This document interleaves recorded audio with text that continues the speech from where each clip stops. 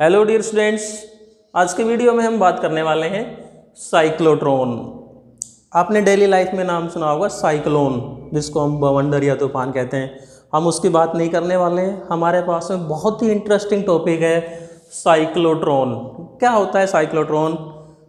It is a device which is used to accelerate the heavy charge particle like proton, deuteron, alpha particles and heavy ion।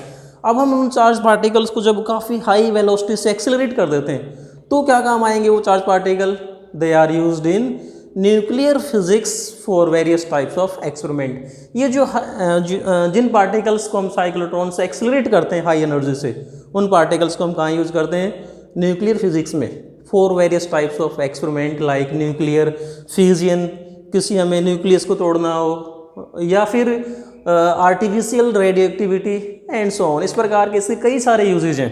तो ये तो क्या हो गया cyclotron के एक इंट्रोडक्शन की। साइक्लोट्रॉन क्या होता है? चार्ज पार्टिकल एक्सीलरेटर है, राइट। अब बात करते हैं इसके प्रिंसिपल की। What is the principle of cyclotron? तो इसके प्रिंसिपल को समझने के लिए हम एक देखो पहले इसके प्रिंसिपल को समझते हैं, फिर डिफाइन करेंगे कि इसका प्रिंसिपल क्या है। We know that direction of electric field is from positive to negative charge. अब हम मान लो कि यदि इस इलेक्ट्रिक फील्ड में हम किसी चार्ज Q को पुट कर देते हैं, ये charge Q is put in this electric field, then force on this charge क्या लगेगा? F is equal to QE। और किस डायरेक्शन में लगा? In the direction of electric field. तो इस फोर्स की वजह से क्या होगा? This charge particle will accelerate, या यूँ कह देंगे इसकी वेलोसिटी बढ़ेगी, राइट। अब चार्ज पार्टिकल मान लो यहाँ से मूव करके यहाँ आ जाता है। अब हम ऐसा कोई सिस्टम कर दें कि जैसे ही चार्ज पार्टिकल यहाँ आया तो क्या होगा? Due to inertia of motion it will go straight. लेकिन यदि इसको मूव करवा के, मान लो हम बात करेंगे कि इसको मूव कैसे करवाएंगे। यदि इस चार्ज पार्टिकल को मूव करवा के यहाँ ले आते हैं किसी तरीके से, और जैसे ही चार्ज पार्टिकल यहाँ से यहाँ पहुँचा, इस इलेक्ट्रिक फील्ड की पोलैरिटी को फिर से चेंज कर दें, रिजल्ट क्या होगा? This charge particle will again accelerate, फिर से इसकी वेलोसिटी बढ़ेगी। मान लो यहाँ कुछ भी वेलोसिटी आई थी इसकी v1, अब ये वेलोसिटी v1 से यहाँ आएगा, फिर वेलोसिटी बढ़ेगी, क्या होगा? यहाँ पर वेलोसिटी और बढ़ जाएगी। अब जैसे ही चार्ज पार्टिकल यहाँ आया, हम क्या करते हैं? फिर से इसको एक्सिलरेट करवा दें। फिर से इसको जैसा हमने यहाँ से यहाँ मूव करवाया, फिर से इसको मूव करवा के यहाँ ले आते हैं फिर से, और यहाँ आते ही फिर से क्या करें? इलेक्ट्रिक फील्ड की पोलैरिटी को फिर से चेंज कर दें, यहाँ पॉजिटिव और यहाँ नेगेटिव। रिजल्ट क्या होगा? इट विल अगेन एक्सिलरेट, फिर से इसकी वेलोसिटी बढ़ेगी। फिर जैसे ही ये यहाँ आएगा, फिर से हम क्या करें? इसको मूव करवा के यहाँ ले आते हैं, और यहाँ लाते ही क्या करेंगे? इलेक्ट्रिक फील्ड की पोलैरिटी को फिर से चेंज करेंगे। रिजल्ट क्या होगा? फिर से ये क्या होगा? एक्सिलरेट होगा, और इसकी वेलोसिटी को हम फिर से इंक्रीज कर सकते हैं। तो किसी चार्ज पार्टिकल की वेलोसिटी को हम इस प्रकार से क्या कर सकते हैं? इंक्रीज कर सकते हैं। तो देखो हम यहाँ क्या कर रहे हैं कि एक बार यहाँ पॉजिटिव था, यहाँ नेगेटिव, फिर अगली बार क्या किया? यहाँ पॉजिटिव, यहाँ नेगेटिव, फिर पॉजिटिव, फिर नेगेटिव। हम क्या कर रहे हैं? इलेक्ट्रिक फील्ड की ऑसिलिटी को बार बार चेंज कर रहे हैं। तो इस प्रकार की फील्ड को हम क्या कहते हैं? Oscillating electric field, right. अब देखो दूसरी बात और समझते हैं। एक तो हमने ऑसिलेटिंग इलेक्ट्रिक फील्ड की बात की है। अब दूसरा मैं क्या कर रहा हूँ कि इस एक ऐसा अरेंजमेंट हम और करेंगे कि जिसके कारण से चार्ज पार्टिकल को घुमा के हमें वापस यहीं लाना है। तो इस ऐसा कौन सा मैकेनिज्म हम यूज़ करें कि चार्ज पार्टिकल को वापस यहाँ ले आएँ? पिछला आर्टिकल याद करो आप, हमने क्या पढ़ा था कि यदि कोई चार्ज पार्टिकल मैग्नेटिक फील्ड के परपेंडिकुलर मूव करता है। डियर स्टूडेंट्स, आप मेरा पिछला वीडियो देखना, motion of charge particle in magnetic field वाला, उसमें हमने प्रूव कर रखा है कि यदि कोई चार्ज पार्टिकल मैग्नेटिक फील्ड के परपेंडिकुलर मूव करता है, then it moves in a circular path. इसका मतलब यहाँ पर हम यदि ये जो इलेक्ट्रिक फील्ड है इसके बाद में क्या करें? परपेंडिकुलर मैग्नेटिक फील्ड यूज कर लें, रिजल्ट क्या होगा? चार्ज पार्टिकल को हम वापस इस इलेक्ट्रिक फील्ड में दोबारा चला सकते हैं। कैसे? By using perpendicular magnetic field. Charge particle सीधा मूव करता है, इसके परपेंडिकुलर हम मैग्नेटिक फील्ड यूज कर लें, then we can bring it back. वापस हम इस चार्ज पार्टिकल को इस पाथ में यहाँ ला सकते हैं। यहाँ आएगा, फिर मैग्नेटिक फील्ड के कारण से यहाँ आ जाएगा, और रिजल्ट क्या हो गया? इस प्रकार से it will move in a circular path, right. तो बस यही इसका प्रिंसिपल है। क्या प्रिंसिपल हुआ कि हम ऑसिलेटिंग इलेक्ट्रिक फील्ड यूज करें और परपेंडिकुलर मैग्नेटिक फील्ड यूज करें तो किसी भी चार्ज पार्टिकल को हम काफ़ी हाई एनर्जी से, काफ़ी हाई वेलोसिटी से एक्सेलरेट करवा सकते हैं। This is the principle. अब इस प्रिंसिपल को हमने जो यहाँ समझा है इसी को मैं यहाँ लिख देता हूँ। क्या प्रिंसिपल हुआ कि energy of a charge particle can be increased sufficiently by making it to cross oscillating electric field and perpendicular magnetic field again and again. मतलब बार बार हम किसी चार्ज पार्टिकल को यदि ऑसिलेटिंग इलेक्ट्रिक फील्ड और उसके परपेंडिकुलर मैग्नेटिक फील्ड में move करवाएंगे तो उस चार्ज पार्टिकल की एनर्जी को हम काफ़ी हद तक इंक्रीज कर सकते हैं। This is the principle of cyclotron. अब बात करते हैं इसकी कंस्ट्रक्शन और वर्किंग की। तो अब हम बात करते हैं इसकी कंस्ट्रक्शन की कि ये कैसे बना होता है, कंस्ट्रक्शन कैसे होती है इसकी। तो डियर स्टूडेंट्स, इसकी कंस्ट्रक्शन को समझने के लिए हम यहाँ से एक आइडिया लेते हैं। Suppose this is a circular disc. यदि इसको मैं दोनों तरफ से ढक देता हूँ, देखो इसकी शेप इस प्रकार से बन जाएगी, राइट। अंदर से कैसा है, ये होलो है, ठीक है। इसको दोनों तरफ से हमने यहाँ से ढक दिया, यहाँ पर कवर लगा दिया, सर्कुलर बनेगा। अब यदि इसको हम बीच में से काट देते हैं, देखो यहाँ रखा हुआ ये, यहाँ से कवर लगा रखा है, यहाँ से कवर लगा रखा है, बीच में से कैसा है, होलो।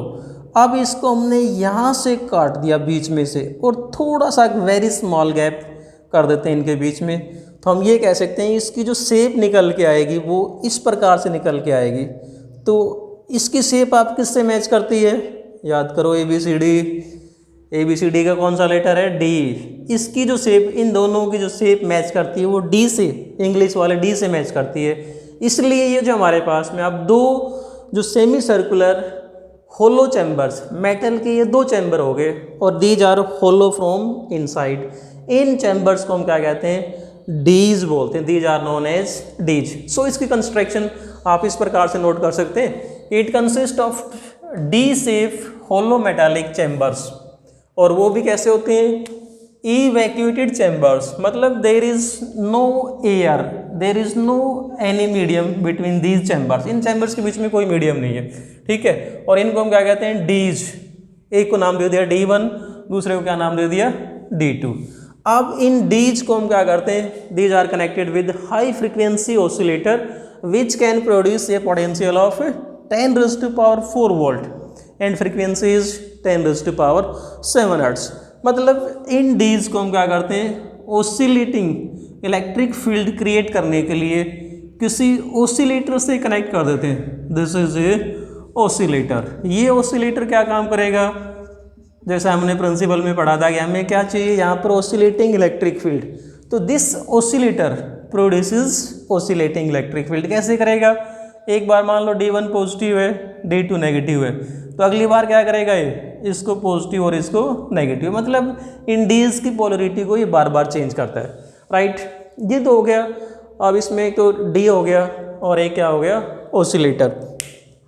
इस पूरे सिस्टम को क्या करते हैं, एक स्टील के बॉक्स में क्लोज कर देते हैं to avoid any type of disturbance due to air और एनी रीजन। किसी भी कारण से बाहरी डिस्टर्बेंस ना हो, उसको अवॉइड करने के लिए क्या करते हैं, पूरे सिस्टम को हम एक स्टील के मेटल बॉक्स में एनक्लोज कर देते हैं। अब हमारे पास में एक चीज़ और रहेगी, क्या चाहिए हमें, परपेंडिकुलर मैग्नेटिक फील्ड। तो dear students, perpendicular magnetic field produce करने के लिए हम क्या करते हैं, इन डीज के प्लेन के, suppose this is the plane of dees, एक डी यहाँ रखी हुई है, एक ये है, राइट। एक डी इधर है, एक डी इधर। इनके परपेंडिकुलर मैग्नेटिक फील्ड प्रोड्यूस करने के लिए हम क्या करते हैं, किसी स्ट्रॉन्ग मैग्नेट के दो पोल लेते हैं। Suppose this is the north pole of the magnet and this is south pole of the magnet to produce a strong magnetic field perpendicular to the plane of dees. Dees के plane के perpendicular magnetic field produce करने के लिए हमने क्या किया, we use two poles of a magnet. Now देखो, dees का प्लेन तो हॉरिजॉन्टल है, मैग्नेटिक फील्ड कैसे हो गया, इसके परपेंडिकुलर हो गया। ये हमारे पास में क्या होगी, इसकी स्ट्रक्चर होगी, right. This is the structure of the cyclotron, right. Very simple. क्या है, देखो दो डी है, आप इन डीज को इस प्रकार से समझ सकते हो कि मान लो हमारे पास में कोई गोल टिफ़िन है, खाने वाला टिफ़िन है। टिफ़िन बीच में कैसा होता है, गोल टिफ़िन हो, अंदर से खोखला है, होल हो, उसको बीच में काट दिया, क्या बनेंगे, 2 डी निकल के आएंगे, एक डी ए होगी एक डी होगी। एग्जैक्टली टिफ़िन को बीच में से काट दो, 2 मेटल चैम्बर बनेंगे। तो इस प्रकार के मेटल चैम्बर है, राइट। अब हम बात करते हैं इसकी वर्किंग की। अब बात करते हैं इसकी वर्किंग की, काम कैसे करता है। तो देखो काम कैसे करेगा, जिस भी चार्ज पार्टिकल को हमें एक्सीलरेट करवाना है, जिसको काफ़ी हाई एनर्जी देनी है, उसको इन दोनों डीज के सेंटर पे, suppose P is source of ion, यहाँ पर सोर्स ऑफ आयन हमने रखा हुआ है। जब ये जो when this source of ion produces ion, जैसे ही यहाँ पर क्या होगा, चार्ज पार्टिकल प्रोड्यूस होगा। मैं पॉजिटिव चार्ज की बात कर रहा हूँ। When the positive ion is produced at point P, then at that time, initially हम मान लेते हैं कि इसकी जो पोलरिटी है वो क्या मान लेता हूँ मैं, पॉजिटिव। आप लिखने के लिए लिख सकते हो कि लेट इनिशियली D1 की जो पोलरिटी हो क्या मान लेते हैं, positive, and D2 is negative. D2 की पोलरिटी क्या मान ली, negative. So the ion produced at P will be accelerated toward D2। Accelerate कैसे होगा, इलेक्ट्रिक फील्ड है तो फोर्स लगेगा, कितना फोर्स लगेगा, F is equal to QE के बराबर फोर्स लगेगा। It will move toward D2। Now जैसे ही ये देखो यहाँ पर जाएगा, it will move toward D2, यहाँ जाएगा D2 के अंदर। अब ये अंदर कैसा है, hollow metallic chamber, and dear students we know that electric field inside a conductor is 0। इसके अंदर जो इलेक्ट्रिक फील्ड है, कंडक्टर के अंदर इलेक्ट्रिक फील्ड 0 होता है, इस बात को समझ लो। तो जैसे ही ये आयन यहाँ से इलेक्ट्रिक फील्ड, ये जो मेटालिक चैम्बर है इसके अंदर चला गया, तो क्या हुआ, इसके ऊपर इलेक्ट्रिक फील्ड का जो इफेक्ट है वो ख़त्म हो गया। इसलिए हमने क्या कर रखा है, डीज को होलो जो ले रखा है, उसके पीछे रीजन क्या था कि इलेक्ट्रिक फील्ड को हमें क्या बनाना था, 0 बनाना था। इलेक्ट्रिक फील्ड 0 हो गया डीज के अंदर। अब क्या बचा, परपेंडिकुलर मैग्नेटिक फील्ड बचा। इस परपेंडिकुलर मैग्नेटिक फील्ड के कारण से क्या हुआ, it will move in the circular path, और ये यहाँ पर आ जाएगा। अब जैसे ही चार्ज पार्टिकल यहाँ आता है, अब अगर हम ये जो हमारा ओसिलेटर है, इस ओसिलेटर से जो पोलैरिटी का जो टाइम है वो सेट कर देते हैं कि भाई मान लो, मैं समझाने के लिए बताता हूँ कि मान लो ये ओसिलेटर जो चार्ज जो यहाँ प्रोड्यूस हुआ था, वो चार्ज यहाँ से यहाँ तक 1 सेकंड में आया। तो अब हम ये करते हैं कि इन डीज की पोलैरिटी भी 1 सेकंड सेट कर देते हैं कि जस्ट जैसे ही ये यहाँ से यहाँ पहुँचे, डीज की पोलैरिटी भी क्या हो, चेंज, ये क्या बन जाए, पॉजिटिव, और ये क्या बन जाए, नेगेटिव। देखो इनिशियली क्या था, ये पॉजिटिव और ये नेगेटिव, जो हमारा जो आयन है इस डी में जाएगा, इसको क्रॉस करेगा, यहाँ आएगा। जैसे ही गैप में आएगा, डी की पोलरिटी तुरंत चेंज हो जाए, फिर से क्या होगा, अगेन इट विल एक्सिलरेट, फिर से क्या होगा, इसके ऊपर फोर्स लगेगा इलेक्ट्रिक फील्ड के कारण से, फिर से एक्सिलरेट होगा, इसकी वेलोसिटी बढ़ेगी, रेडियस बढ़ेगा। It will move in a circular path of greater radius and with greater velocity, बड़े रेडियस में और बड़ी वेलोसिटी से मूव करेगा। अब हमने ओसिलेटर से टाइम सेट कर रखा है, टाइम इस प्रकार से सेट कर रखा है कि जैसे ही ये आयन यहाँ पहुँचे गैप में, फिर से क्या हो, polarity of D is change. Again क्या होगा, जब यहाँ पहुँचेगा फिर से डी की पोलैरिटी चेंज होगी, फिर से क्या होगा, it will move in this gap, right, and so on. हर बार क्या होगा, इसकी वेलोसिटी बढ़ती जाएगी, रेडियस बढ़ता जाएगा। कब तक, जब तक ये जो रेडियस है किसके बराबर नहीं हो जाए, इन डीज का जो रेडियस है इसके बराबर नहीं हो जाए, तब तक इसकी वेलोसिटी को हम बढ़ाते जाते हैं। और एक लिमिट के बाद में क्या होता है, इस चार्ज पार्टिकल को हमें मान लो बाहर निकालना है यहाँ से। Suppose we want to take this charge particle out from this dees, तो यहाँ पर होती है इसके अंदर विंडो, दिस इज विंडो। इस विंडो में से when this window is opened, तो यहाँ पर हम क्या करते हैं, suppose we take any type of tunnel या किस प्रकार का अरेंजमेंट कर लेते हैं कि this is given negative charge. Result क्या होगा, this positive charge will come out of this window, ये यहाँ पर विंडो है, इस विंडो में से बाहर निकलेगा और यहाँ पर क्या होता है, टारगेट, और आके सीधा इस टारगेट को स्ट्राइक करता है, अब टारगेट में जो भी चेंजिंग आती है वो हमें स्टडी करनी होती है, राइट। सो ये था इसका सारा जो कंस्ट्रक्शन है, this was the working of this cyclotron. किस प्रकार से हम क्या करते हैं, साइक्लोट्रॉन के अंदर चार्ज पार्टिकल जो है उसकी वेलोसिटी बढ़ाते हैं, उसकी एनर्जी को इंक्रीज करते जाते हैं और फाइनली यहाँ से बाहर निकाल लेते हैं विंडो में से। और बाहर निकालने के बाद में जो भी टारगेट हमारे पास में, कोई न्यूक्लियस है, न्यूक्लियस को स्ट्राइक करवाना है, न्यूक्लियस में चेंजिंग देखनी है, we can study from this, right. This is the working. अब जो हमारे पास में मेन काम क्या था कि ये जो टाइम है कि ये यहाँ से यहाँ तक कितने टाइम में आएगा, यदि हम वो टाइम निकाल लें, we can find the time कि after how much time the ion will cross the dees. देखो अब हम करते हैं इसमें कैलकुलेशन या एक्सप्रेशंस जो है, वी नो दैट फोर्स, जब कोई चार्ज पार्टिकल मैग्नेटिक फील्ड में मूव करता है देन फोर्स क्या होता है, F is equal to QVB। लेकिन अब हमने क्या कहा कि इस मैग्नेटिक फील्ड के कारण से ये चार्ज पार्टिकल सर्कुलर पाथ में मूव कर रहा है, it means this force provides centripetal force. मान लेता हूँ कि लेट V इज, हम ये कह देंगे लेट V इज इनिशियली शुरू में V is velocity of charge particle and R is radius.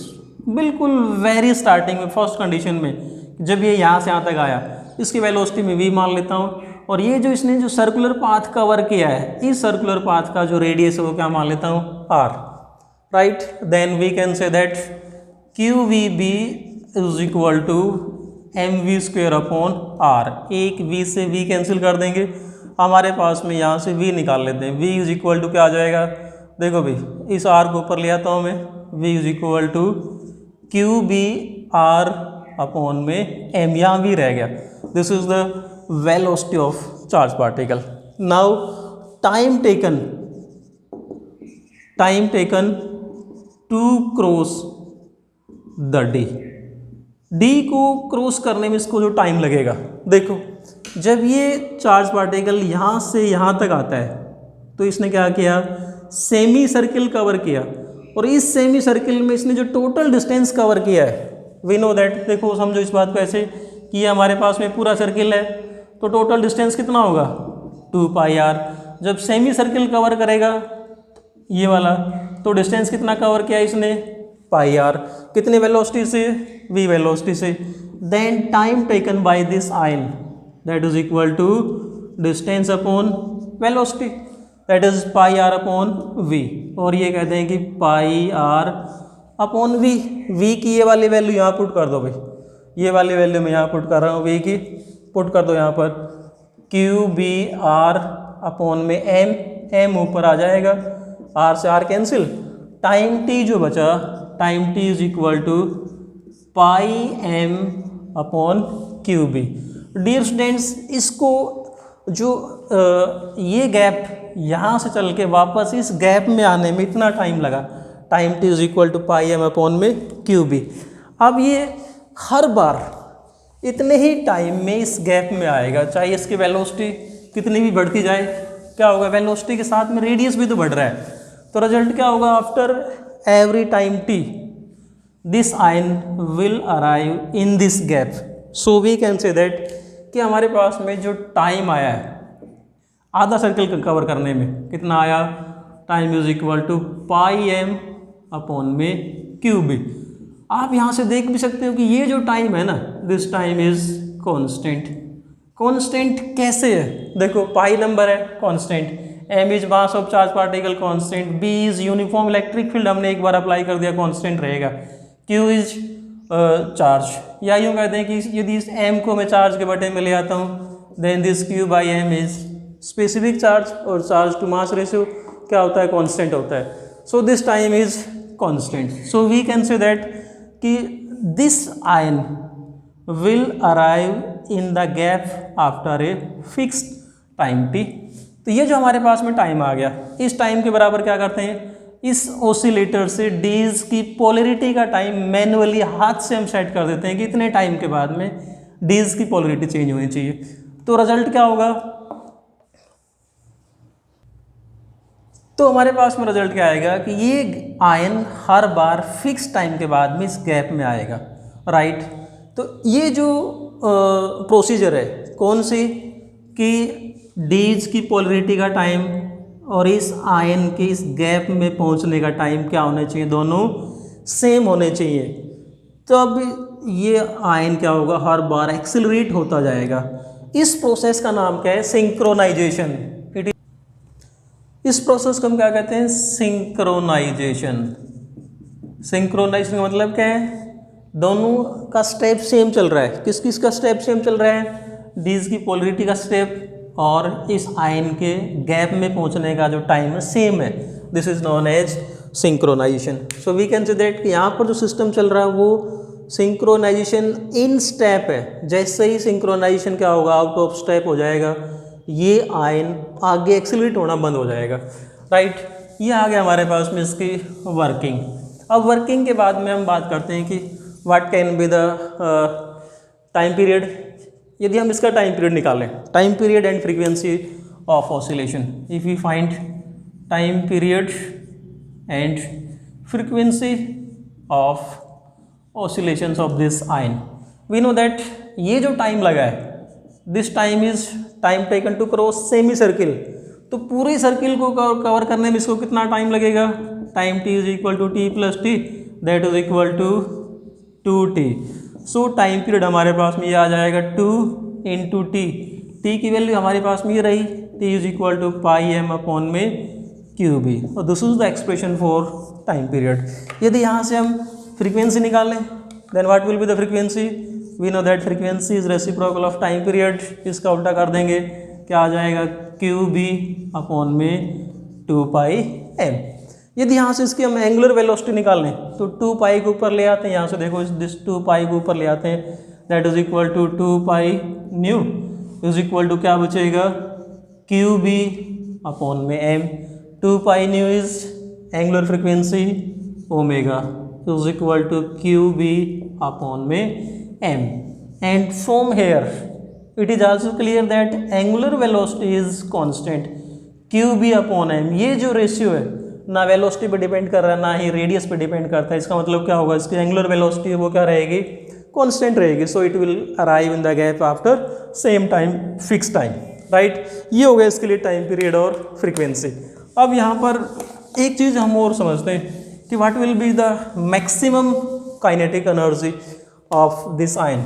यदि हम इसकी मैक्सिमम एनर्जी को निकालें, what will be the maximum energy of ion, then देखो हमने मैक्सिमम एनर्जी निकालने के लिए अभी जो हमारे पास में फार्मूला आया था, हम उसकी बात करते हैं कि let v naught is maximum velocity. V naught मान लेता हूँ मैं maximum velocity, and r naught क्या मान लेते हैं, maximum radius।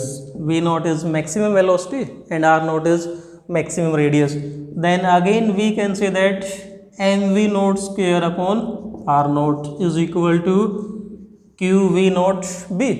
यहाँ से यदि आप v naught निकालोगे, राइट, तो v naught निकाल लेते हैं हम, एक v naught से एक v naught cancel, v naught यहाँ बचेगा, that is equal to qb, R naught को ऊपर ले आता हूँ अपॉन में एम।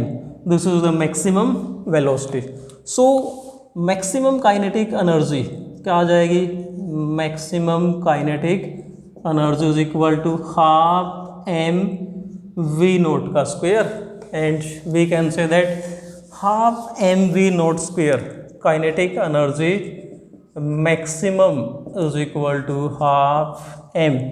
वी नोट की वैल्यू पुट कर दो भाई यहाँ पर, ये है हमारे पास में q b r naught upon m सारे का स्क्वायर, क्या आ जाएगा, 1/2 m q square b square r naught का स्क्वायर अपॉन में एम स्क्वायर। एक एम से एक एम कैंसिल कर देते हैं, मैक्सिमम काइनेटिक एनर्जी जो आ जाएगी that is equal to q square b square r naught का स्क्वायर अपॉन में 2m।